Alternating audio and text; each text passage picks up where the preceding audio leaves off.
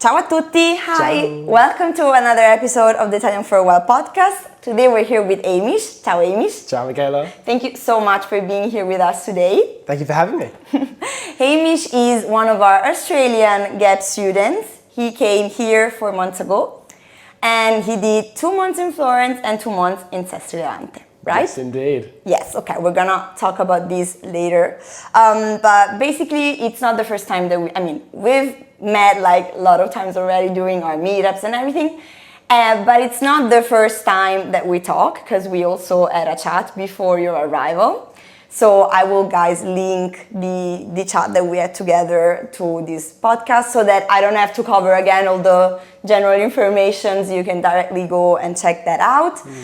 So today, the topic of this episode is going to be, I want to do kind of an exit interview with you because your gap experience has just ended and you're about to leave Italy and you're gonna go a bit around and you're gonna tell us, but then you're gonna go back home to Australia.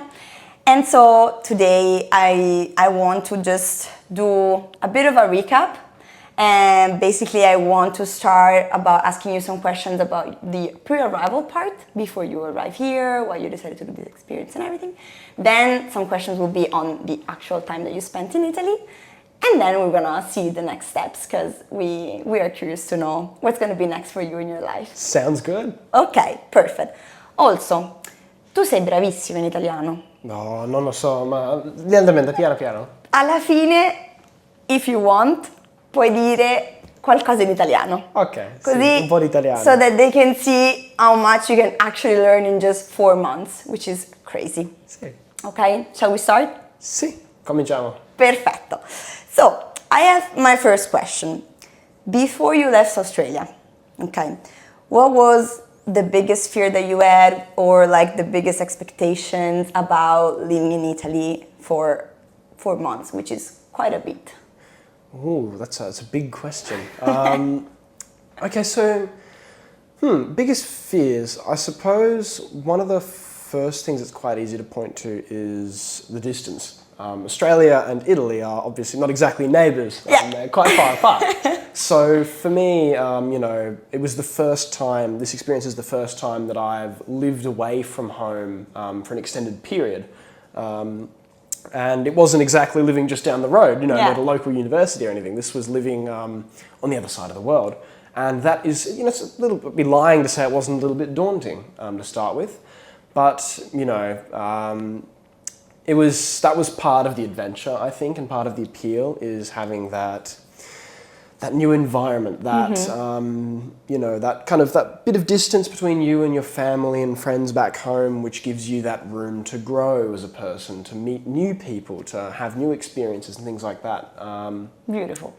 Yes, that's probably a big fear. As for expectations, I suppose I had a lot of expectations, but good ones. Bene. Having tried, we have some great Italian food in Australia, I think. We've got a great Italian community. But the food here, of course, I was very keen to see, how is it in Italy? It's very good. Spoiler.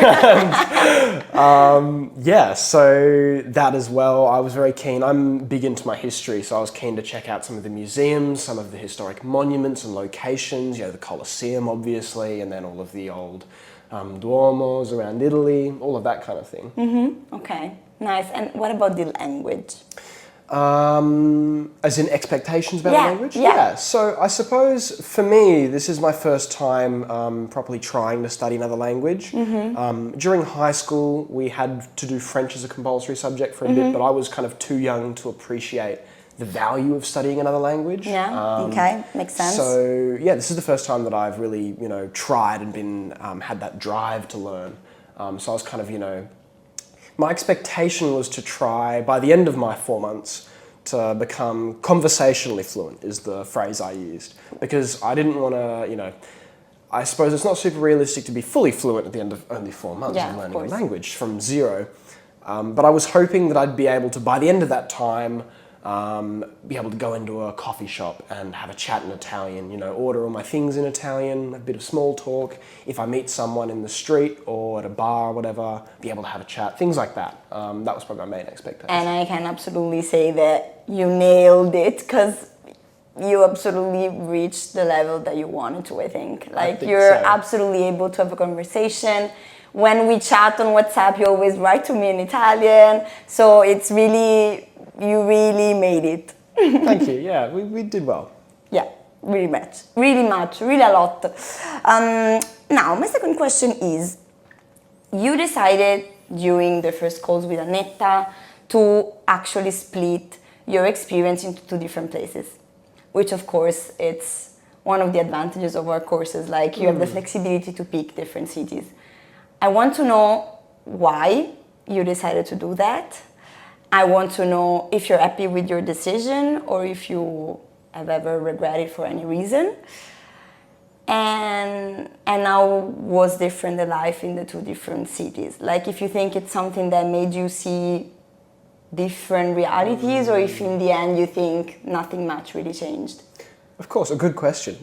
So I think the reason that I wanted to split my time into two parts was because I wanted to see some different parts of Italy, because I knew I was going to be here for 4 months. I had a bit of time to play with, and I thought, you know, I want to spend enough time in each location that I choose to get to know the location, but I want to be able to see a bit of, you know, the differences between parts of Italy, because Italy's a very diverse country, of course, not only with the culture and the different dialects and the food and all of that, but also with the landscapes and the environment and things.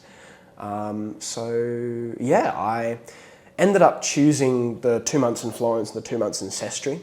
The 2 months in Florence were kind of just the lead-in and the start of summer, and then for the proper months, you know, July and August in Italy, where it gets quite hot, I moved over to the coast where I had access to the beach every day. Perfect Fantastic. timing, I'd say. Indeed. And as for, with retrospect, looking back on that, I think it was the right decision.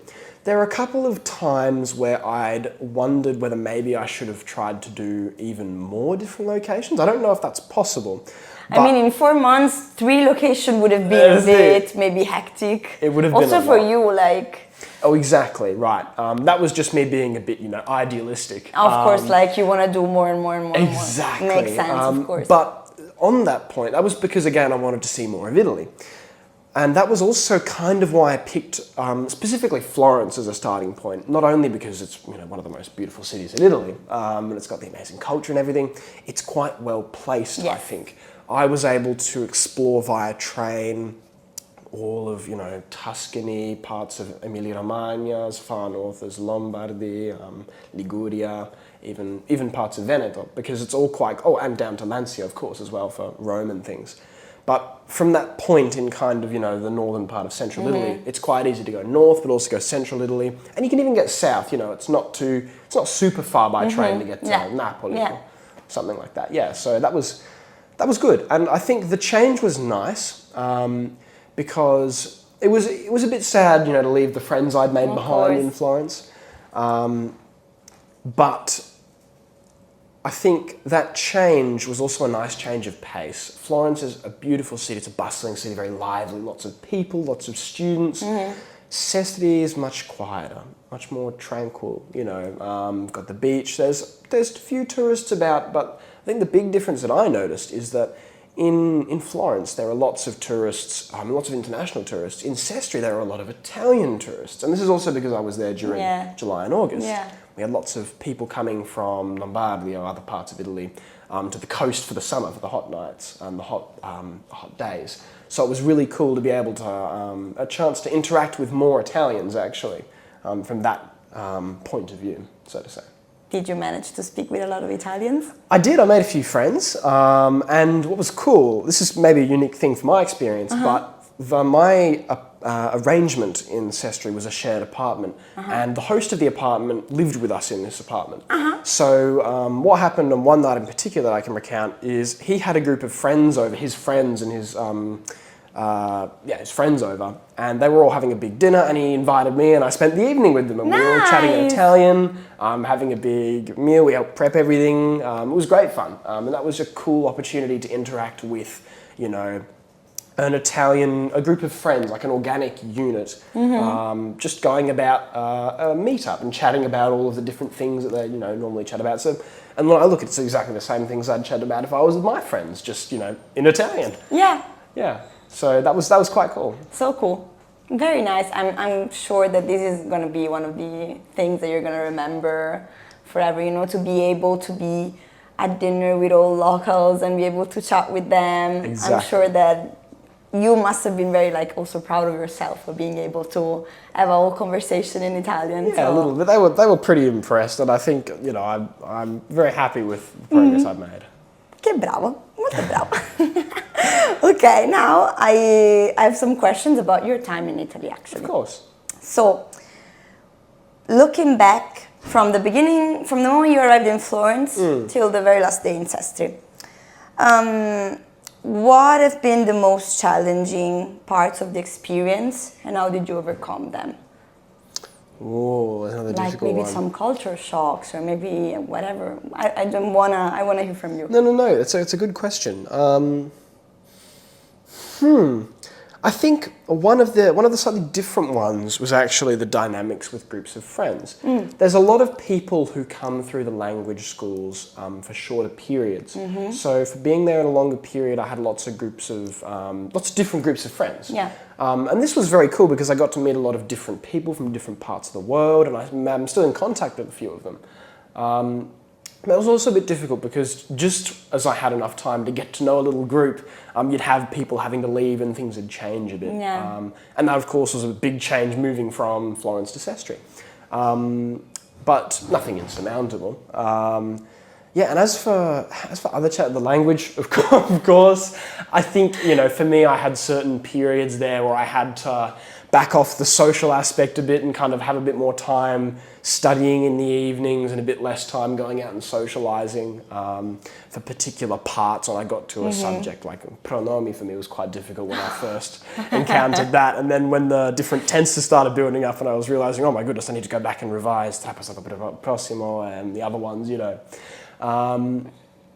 Yeah, so those are kind of, I suppose, two different challenges. Is there anything, I don't know, is there another kind of area?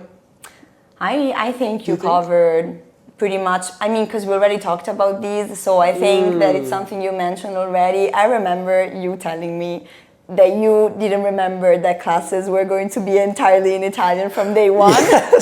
Yes, that's actually another point. Sorry, I should mention that. If we're going right back to the start, I'd heard it somewhere, and I was we tell every stored, student. Yes, it was stored at the back of my mind, but I got so distracted with the fact that, oh my goodness, I'm in Italy, that when I got to class and we sat down and, you know, we said, yeah, ciao, the teacher, you know, and then she kept talking in Italian. I was like, Interesting. So, you know, those first 2 weeks, I think, and a lot of students would agree with this, those, especially starting at A1-1, yes, those first 2 weeks are difficult because you're getting exposed to all of the new, like the basic structural words about how sentences are formed, you know, this, that, here, there, etc. So that was a challenge, of course. Yeah. But again, with time and with a bit of extra practice. Yeah, I have a question on this later. I want you to share like some tips, you know? Oh, so let's not spoil this now. Okay, now, I want to ask you on the opposite spectrum. What's the memory that you're really bringing home that you'll cherish forever? Oh, that's difficult. There's a few of them. There's a lot of them, actually.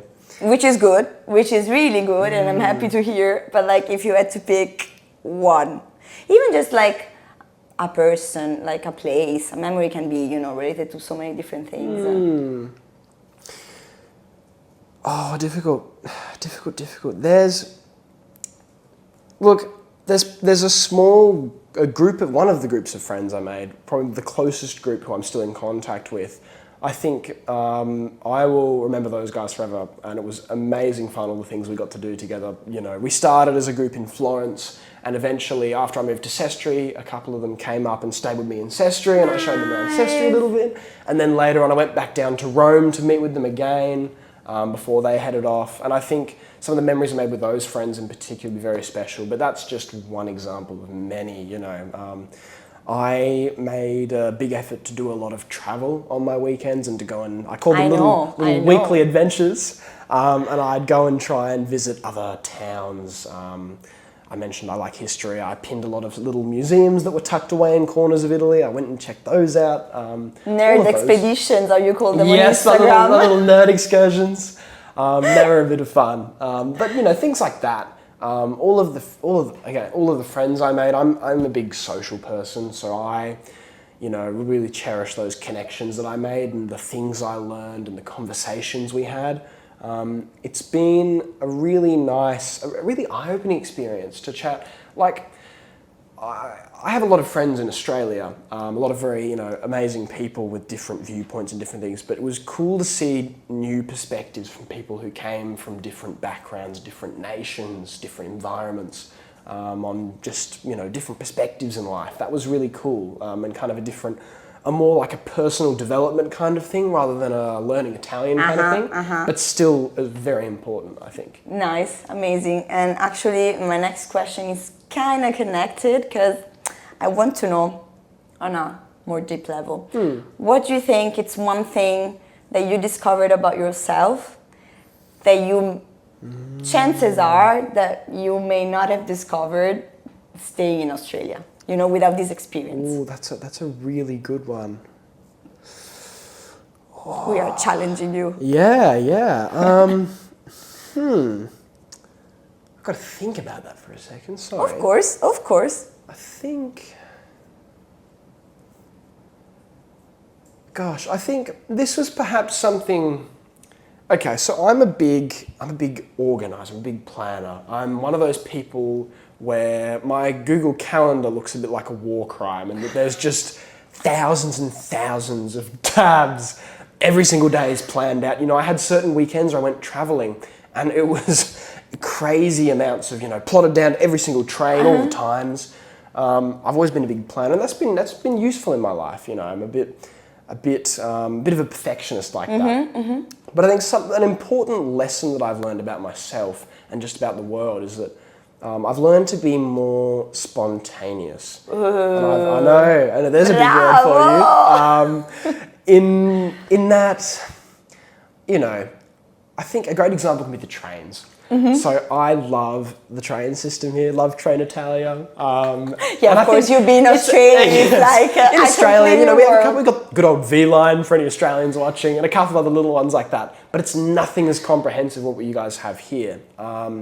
And I chose, because I'm a student, to save money, I focused mainly on the regional trains, which meant that for a lot of these trips that I went to different cities, I was having to do a couple of different connections of different trains. And often trains were late and I'd get stuck somewhere or I wouldn't make it there on time or whatever would happen. And for the first few times this really got to my head, but I got used to just dealing with it and going, okay, it's beyond your control. Of course. You just have to adjust. And you know, through that I actually had some really great experiences. I got stuck in Parma one afternoon and I spent a couple of hours exploring the city and I actually really liked it. And I had a really great pizza for dinner, you know, and it's like, sometimes, you know, you've just got to, it's great to plan and to organise, but you've also just got to accept that sometimes things will happen that are out of your control and you just have to be okay with it and just keep moving forward. That's been so probably nice.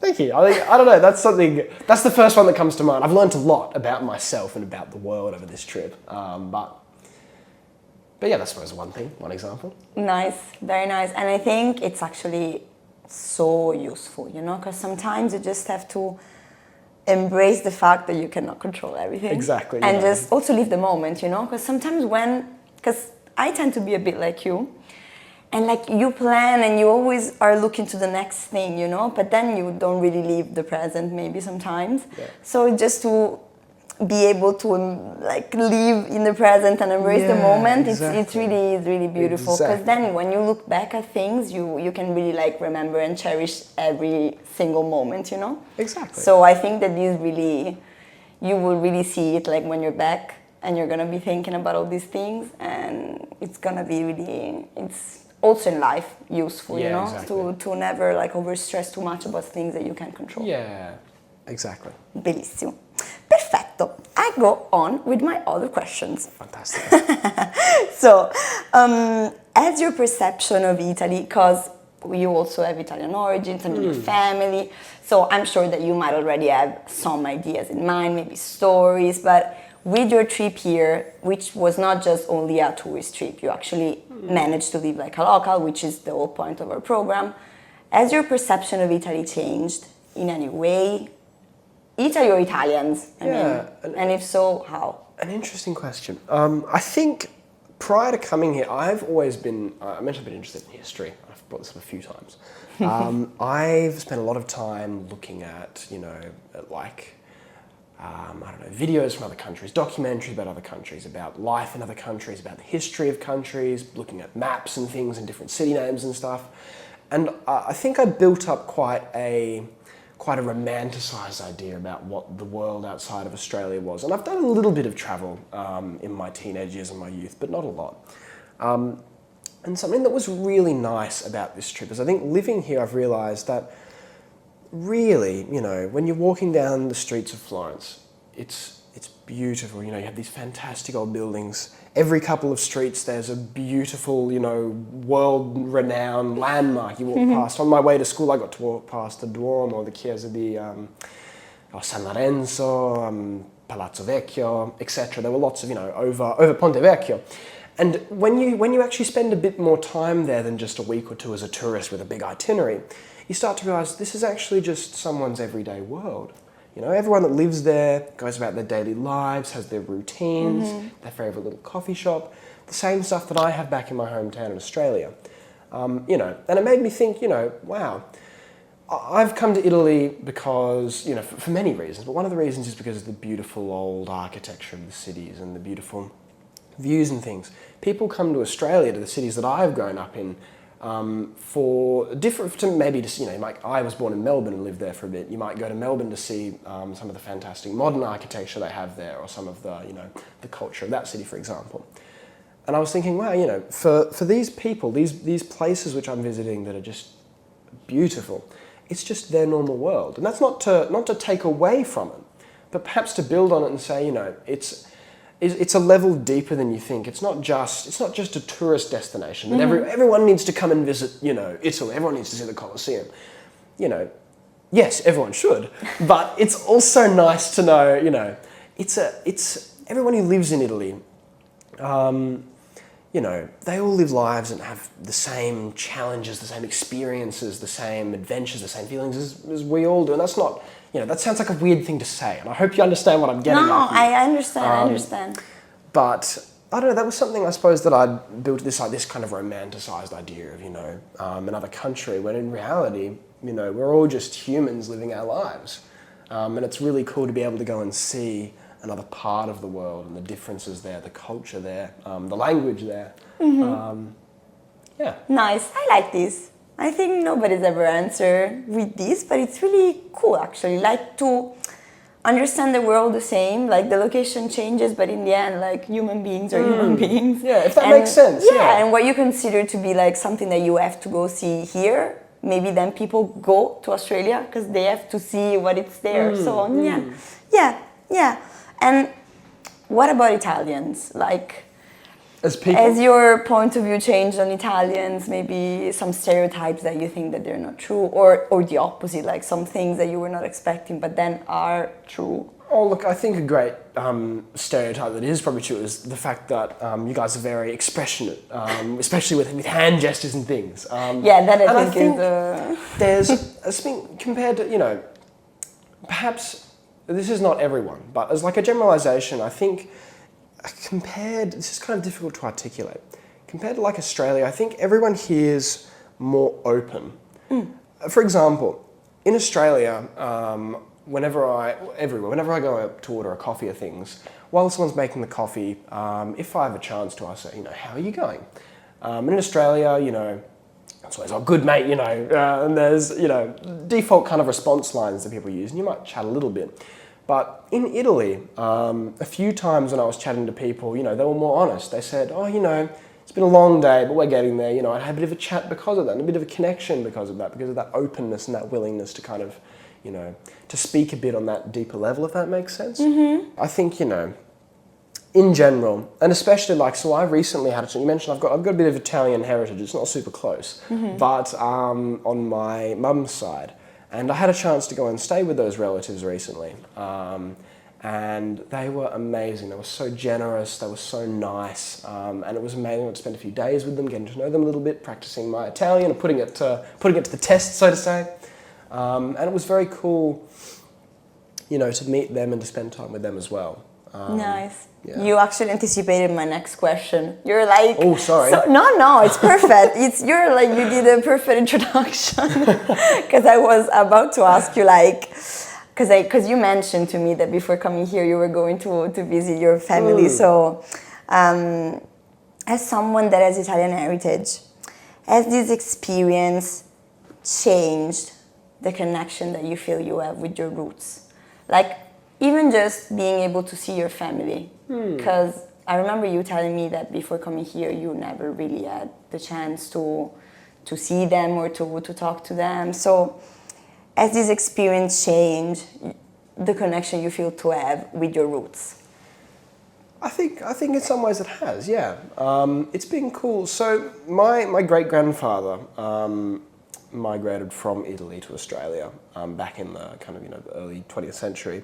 But he was one of, I found this out recently, 13 children in the family. Wow. Other family members went to the States and to Ireland, so there's a big family now. But the chance to be able to go there, and despite the fact that I hadn't met these family members before, we had a bit of a connection. My grandparents had been over previously, and my aunt and uncle more recently. But it was very cool to be able to connect with that, and to the way that they embraced me it surprised me. I was very happy with that. Not that I wasn't expecting a lot, but that it surprised me just how how open they were to embracing that, and to sharing all of the family history and how it happened and everything. So in terms of how it's changed how I kind of look at my own heritage, I think. This is it's a difficult one to explain. Why I'm asking? Also because, as you said, it's your great-grandparents, So at the end of the day, you might be like, I never felt any connection with Italy, That's a good point, actually. That's a very good... But actually, then you're here. Yeah. So, So I think before this, I didn't really have any connection with Italy. When growing up, my nan can make an amazing spaghetti bolognese. I'll say that much. Best in the world. But other than that, unfortunately, the language wasn't passed down because, back when my great-grandfather came over, it was a different time. So I never really had that connection. I'd always known, Mum had mentioned, previously that we have some roots there. But it was really nice to come here and actually explore a bit of what that looks like in practice, to actually meet some of the relatives, to actually speak a bit of the language with them and hear their stories, and to spend a bit of time living in this country of yours. I think that was, I suppose in terms of personal development, it was just a bit of an eye-opening thing, I suppose, to see a bit, is that we've all got a history of how we got here, how we are who we are, and where our families have come from, and things like that. Yeah. Yeah, and it's also I think strange for you, to think I have family in Italy, okay, they're maybe not the closest relatives in the world, but it.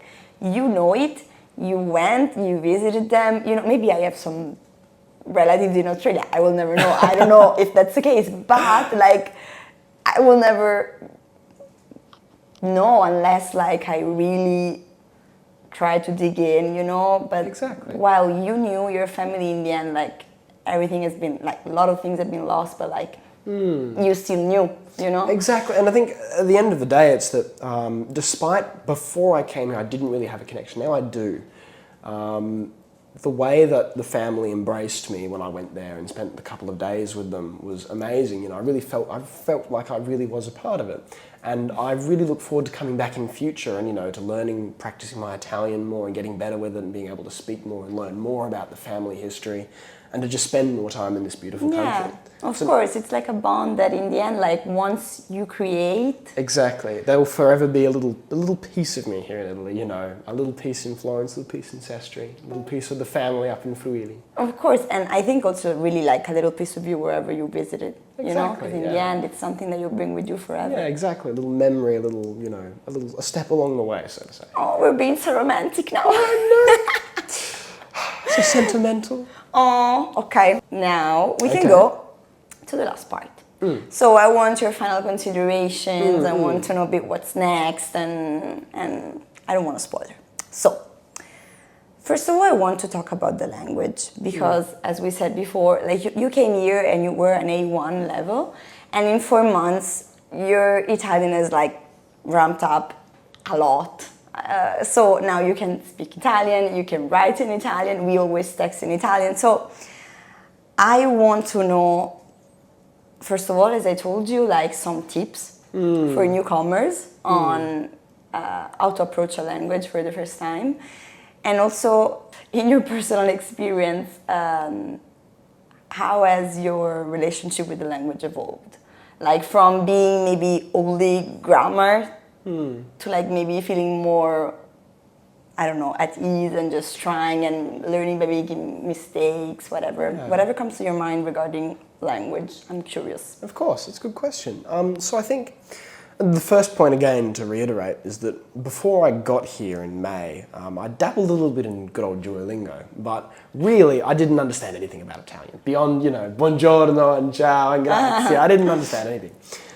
So I've gone from that point, and I've gone through the steps of, learning about the basic structural words, learning about the basic verbs, and then suddenly starting to introduce the different tenses and to introduce more specialized forms and things like that.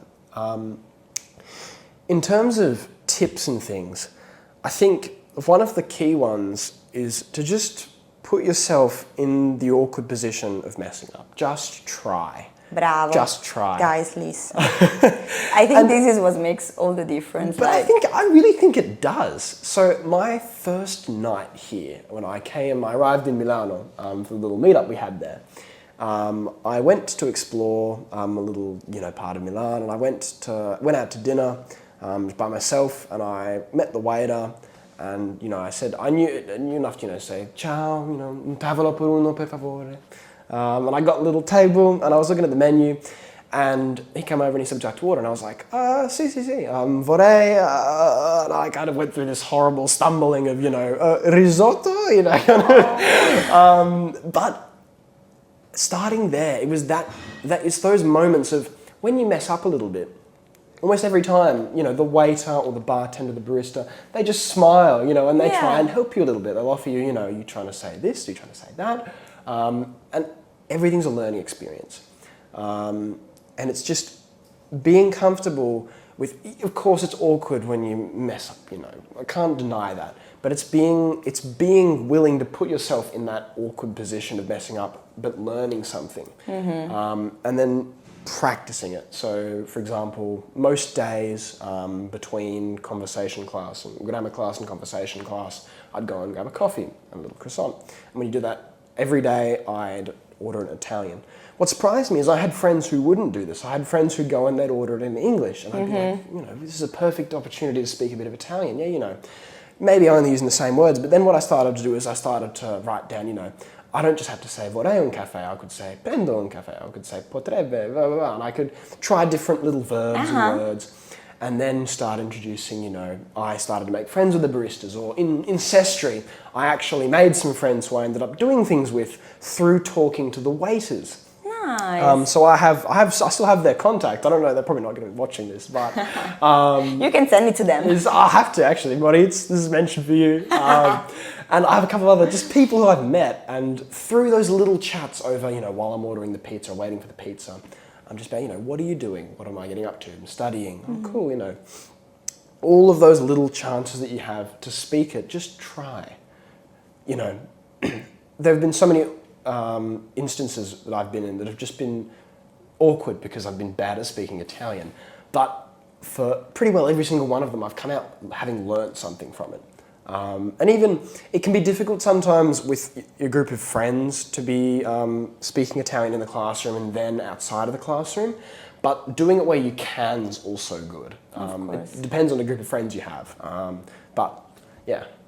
Okay, nice. So if you were to give 3 sentences with 3 tips. Sorry. No. Sorry, more concise. Everything you said was perfect. I just want now 3 tips. So that then they know where to start. Okay, 3 tips. First of all, can I reuse the one I've already given? Right, of course. Speak Italian at any opportunity you have, with baristas, bartenders, etc. It's the most important one. Like I can really see the difference when the students don't. So, number 1. Okay. Number 2? Try writing in Italian wherever you can. I'd write little notes in my phone in Italian, or I'd text you guys in Italian when I had the chance, or other friends. Even if it was just, I'm late to class, send that in Italian, don't be late to class though. But the things like that. And then a third one,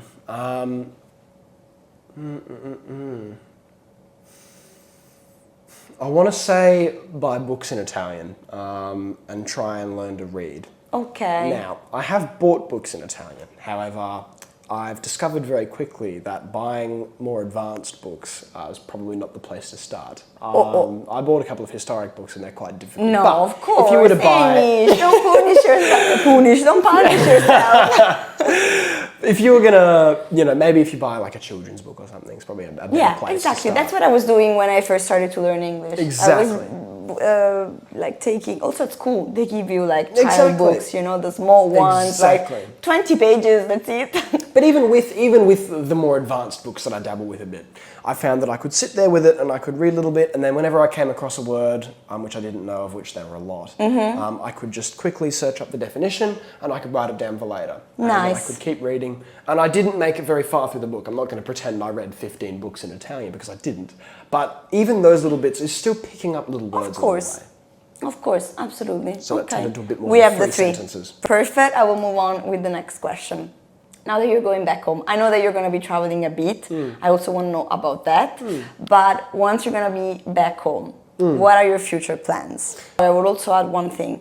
Do you think that this experience has influenced your future plans? Ooh, that's a good question. Because there are some people that come here because maybe they have some things in mind to do, but they're not really...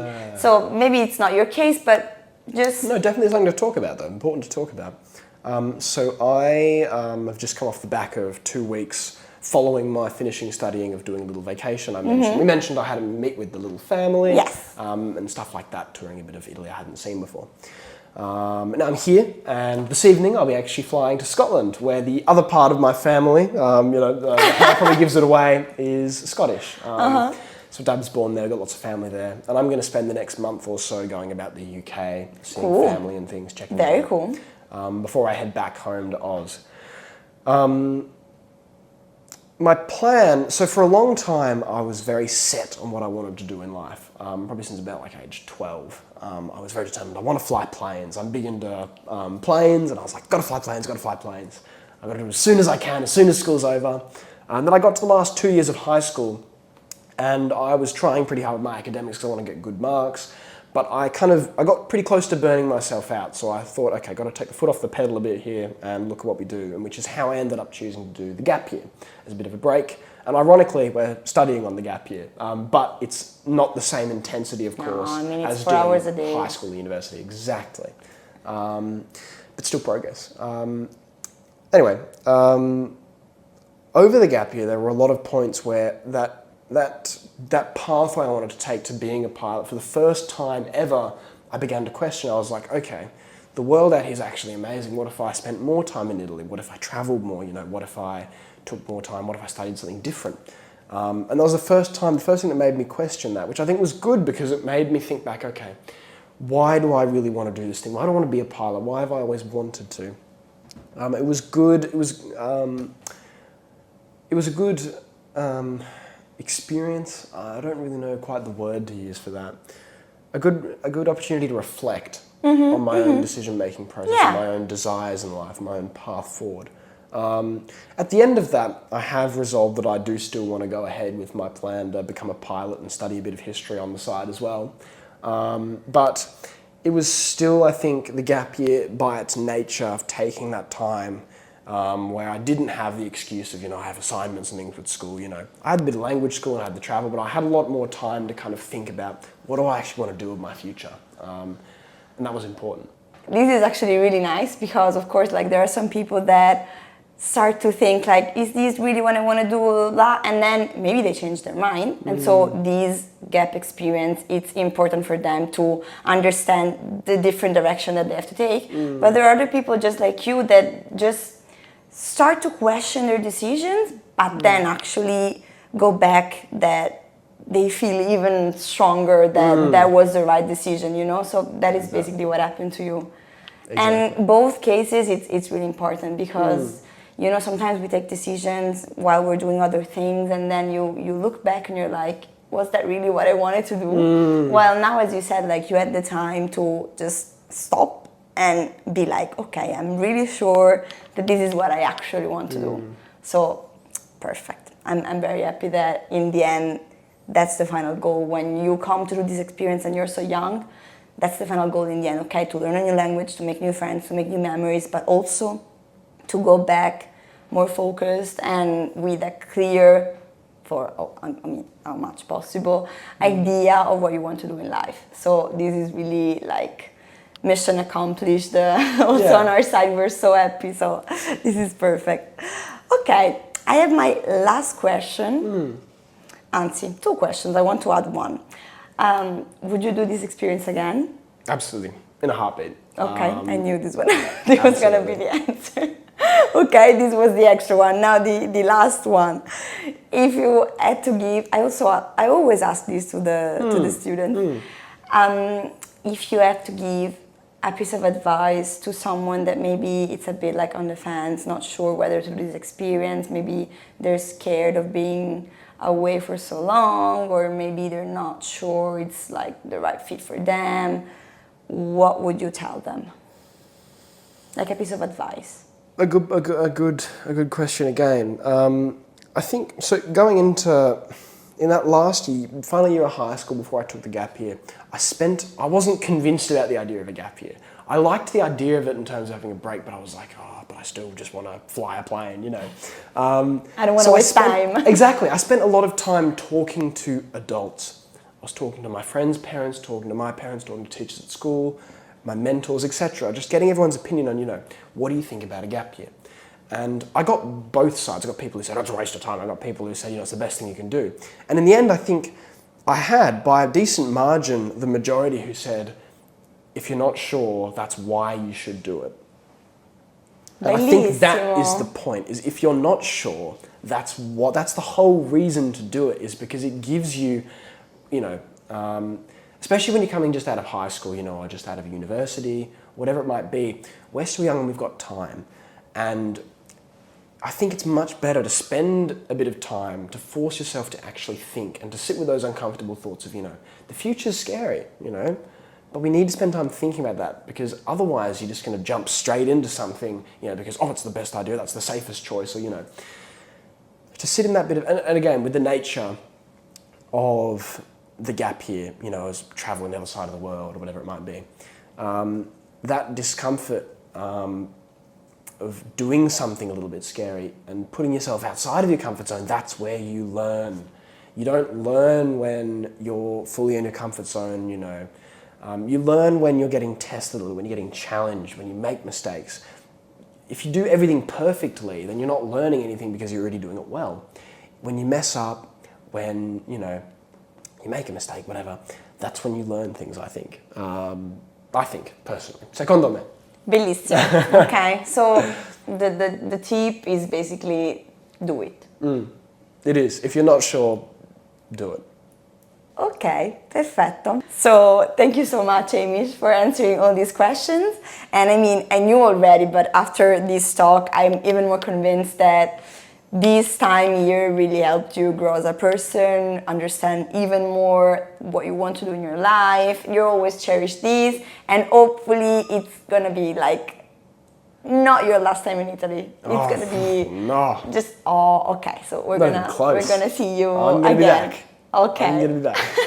Perfect. Thank you so much for joining us today. Grazie a te. And thank you to all of you for watching. See you the next time. Ciao a Ciao. tutti.